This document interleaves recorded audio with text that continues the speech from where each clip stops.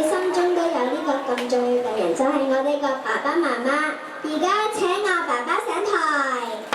告訴我這段前面遊戲過後，為何情不可永久？是事實並沒有真愛。香港嘅小圈子上嚟好唔好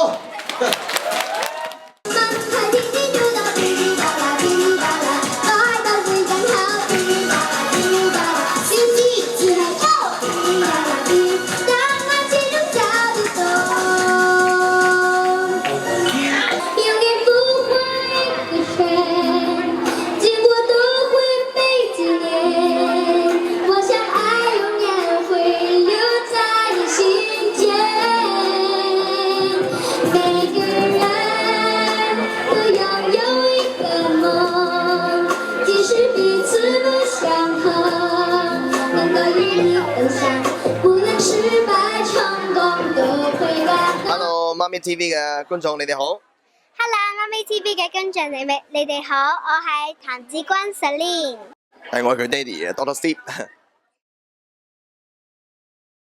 好開心，係咪好興奮啊？係好興奮。刺激啊！見到咁多人喺度，刺激啊！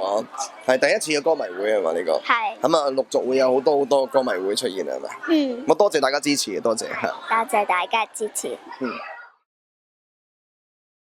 首先我知道佢把聲好好啦，3歲嘅時候，咁跟住我覺得就唔好嘥啦，把聲咁靚嘅話，咁就要好好培養嗰把聲。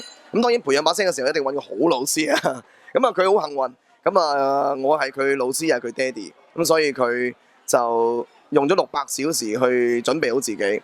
咁啊嚟緊就係今日啦，就喺 HMV 啦做咗佢嘅個人演唱會同埋歌迷會啦。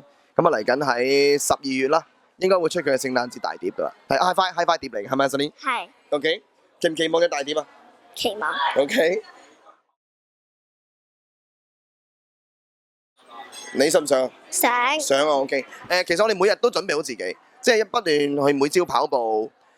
因為公司都安排緊呢一樣嘢，希望都打破到就係成為紅館最細嘅一個歌手踏上紅館嘅舞台。